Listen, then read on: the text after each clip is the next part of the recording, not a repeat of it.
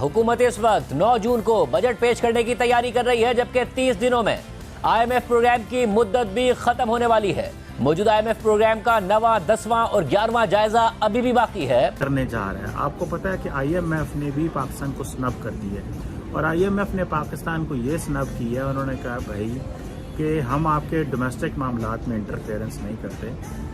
IMF programme ख़त्म होने में सिर्फ 30 दिन बाकी रह गए हैं। पाकिस्तान ने नवा जायज़ा मुकम्मल करने के लिए IMF से मदद मांग ली है। मईशत के प्रोग्राम में लिबर्टी होती है, हमेशा कहता हूँ वो लिबर्टी ये होती है कि हम उन चीज़ों के बारे में बात ही ना करें जो हमारे नज़दीक गैर अहम हो।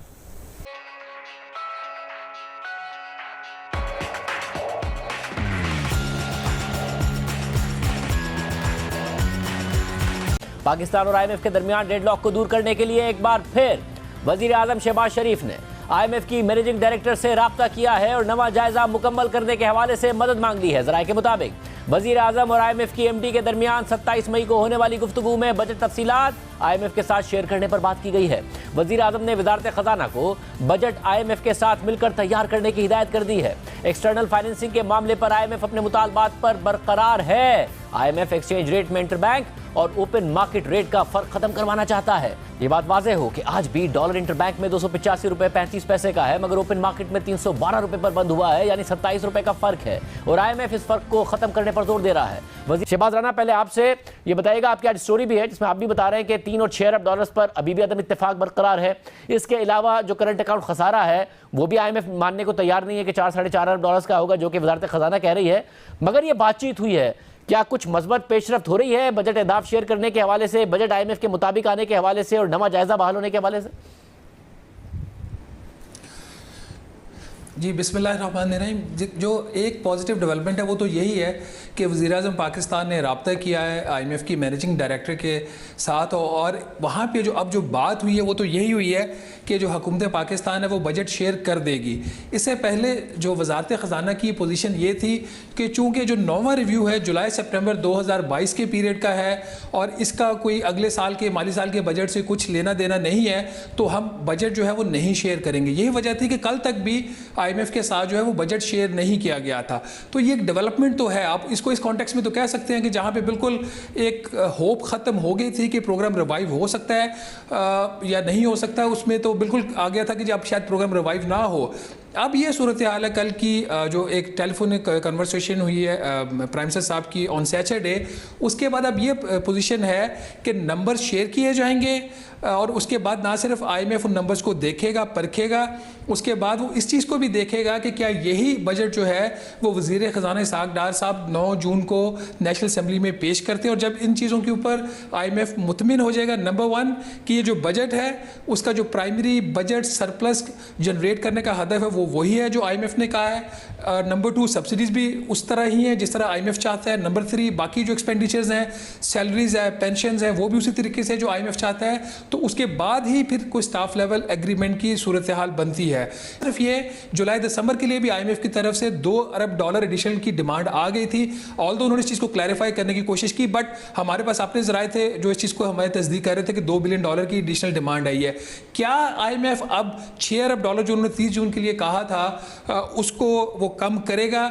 मे भी वो कर दे टू द एक्सटेंट कि हमारा जो करंट अकाउंट का खसारा है वो जो हम अभी भी कह रहे हैं कि 4.5 अरब डॉलर की, अब हम पाकिस्तान बात करें शायद 4.5 अरब डॉलर का होगा, IMF पहले 6 अरब डॉलर का कह रहा था।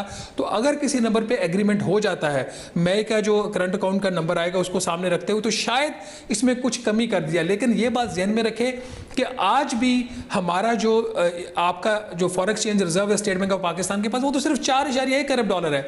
वो तो बिल्कुल एक क्रिटिकल जगह के ऊपर खड़ा हुआ है। अब तीसरी चीज़ जो ज़्यादा इंपॉर्टेंट अब होती जा रही है, आपने भी जिक्र फरमाया कि 285 रुपए का एक डॉलर इंटरबैंक में है, 312 से लेकर 316 रुपए उसकी प्राइस ओपन मार्केट में है। तो ये जो गैप है 27 से 30 रुपए फी डॉलर, इसको IMF ऐसे देखता है जैसे पाकिस्तान करेंसी को मैनिपुलेट करने की कोशिश कर रहा है। कुछ इनविजिबल हैंड्स हैं स्टेट बैंक ऑफ पाकिस्तान में जो प्रेशराइज करते हैं और जो रुपए की कदर उसको मसनूई तरीके से कंट्रोल करते हैं। तो सिर्फ एक बजट नहीं है, और बजट भी सिर्फ बजट नहीं है, बजट के अंदर बेइंतहा चीज़ें हैं। तो लेट्स होप कि ये कोई पॉजिटिविटी लाने की कोशिश करें, कोई ऐसा काम ये कर लें कि IMF को कन्विंस कर सकें। जो एक पूरी जो कल की स्टेटमेंट में एक ही लाइन जो मुझे पॉजिटिव लगी कि हम ये करना चाह रहे हैं, हम इंगेज हैं पाकिस्तान के साथ। बाकी उनकी जो शराइत हैं वो तो उन्होंने बिल्कुल कल ब्लैक एंड वाइट में पाकिस्तान को दे दी हैं कि ये आपने 3 चीज़ें करनी है, अगर आप करेंगे तो हम आपके साथ स्टाफ लेवल एग्रीमेंट कर लेंगे, उसमें कोई चीज़ रह जाएगी तो मुझे ये काफ़ी मुश्किल लग रहा है। ख़ास तौर पर जो सलीम साफ़ी साहब के साथ इंटरव्यू था इसहाक डार साहब का, वो अगर उसको गौर से सुना जाए तो उसमें जो डार साहब का जो व्यू है उसमें तो कोई चेंज नहीं है। वो आज भी स्टेट बैंक ऑफ पाकिस्तान की इकोनॉमी के ऊपर उन्होंने सवालात उठाए हैं। आज भी वो कह रहे हैं कि मेरे रुपए की जो वैल्यू वो 244 रुपये है। तो ये चीज़ें IMF नोट करता है, इसका मतलब इनके दरमियान गैप्स हैं बावजूद इसके कि वज़ीर-ए-आज़म की और MD की बात हुई है। नाज़रीन, बात यह है कि कल भी मैंने देखा कि बड़ा चर्चा हुआ कि पाकिस्तान में रुपया 315 रुपए का हो गया मुबैना तौर पर और पाकिस्तान की मईशत पर फोकस किया जाए। तो मैं यही कहना चाहूँगा भाई कि सभी कर लेते फोकस, जो कह रहे हैं वो भी फोकस कर लेते, जो नहीं कह रहे हैं वो भी फोकस कर लेते, किसी ने मना तो नहीं किया। देखिए बात यह है कि ये डॉलर की कदर हो, IMF का प्रोग्राम हो, FATF हो, CPEC हो, यू नेम इट, पाकिस्तान जो देर पा नताइज है वो हासिल नहीं कर सका। शिकायत का और बहानों का एक लंबा पलंदा उठा रखा है हाथ में और बातें किए जा रहे हैं हियाँ हुआ की। अरे मियाँ मैं तो सीधी सी बात करूँ, गलत बात करूँ, आप खुद देखें, बिल्कुल सीधी सी सिंपल स्ट्रेट फॉरवर्ड बात कर रहा हूँ। आपके पास गोल्डन अपॉर्चुनिटी आई, डॉलर 150 रुपये का हुआ। मैं ये छोटा सा एंकर हूँ, देखो इतना चीज़ें इतनी आसान होगी कि एक रेडी वाला है जो उसको भी समझ आ रही है कि भाई साहब जब तक आप कोई कॉम्प्रिहेंसिव जामे प्लान नहीं बनाएंगे, मुल्की मफाद के बारे में नहीं सोचेंगे, आप जो मर्जी हमें कहानियां बनाते रहें, मुल्क जो है ये डे बाय डे गड़े में ही गिरेगा। अच्छा, उसके बाद आपने कहा जी हुकूमत ये आएगी और जाएगी तो फिर चीज़ें होंगी। वो बंदर वाली बात देख लें आप, उसकी जो आनी जानी थी वो हुई। उस आनी जानी के अंदर जो है वो क्या कोई ऐसी चीज़ थी कि जिसकी वजह से हम ये समझें कि वाकई ही इस हुकूमत के चेंज होने से मुल्क के अंदर जो दूध की नहरें बहना शुरू हो जाएंगी। एक बड़ी अहम बात जो हम सारे भूल जाते हैं वो ये, और ये भी बात मैंने आपके प्रोग्राम में ही कही थी कि 2025 तक हालात जो हैं वो ऐसे ही रहने हैं। वजह यह है कि पूरी दुनिया जो रिसेशन का शिकार है और डिप्रेशन का शिकार है, पूरी दुनिया के अंदर डिप्रेशन रिसेशन आ रहा है, तो उसके इफेक्ट पाकिस्तान के ऊपर भी होने, क्योंकि आप एक ग्लोबलाइज्ड विलेज के अंदर रह रहे हैं। वो एक अलग बात है कि हमने अपने आप को आइसोलेट किया हुआ है, लेकिन उसके असरात जो हैं वो इस इकोनॉमी के ऊपर आएंगे। और ये मेरा ख्याल है कि 24 का साल भी ऐसे महंगाई का साल होगा, बेरोजगारी का साल होगा और आपकी ग्रोथ नीचे आएगी। 25 के हाफ में जाकर चीजें जो है वो थोड़ी थोड़ी सेटल डाउन होना शुरू होंगी। नहीं, आम नुक्ता आप दे रहे हैं इस हिसाब से कि 2025 के बाद ही मामला ठीक होते दिखाई देंगे, लेकिन मसला ये है कि 2025 में 2 साल हैं। अवाम पाकिस्तान की सख्ती देख चुकी है 2 साल की पहले, उसमें पिछली हुकूमत का भी टेनोर भी था और इस हुकूमत का टेनोर भी है।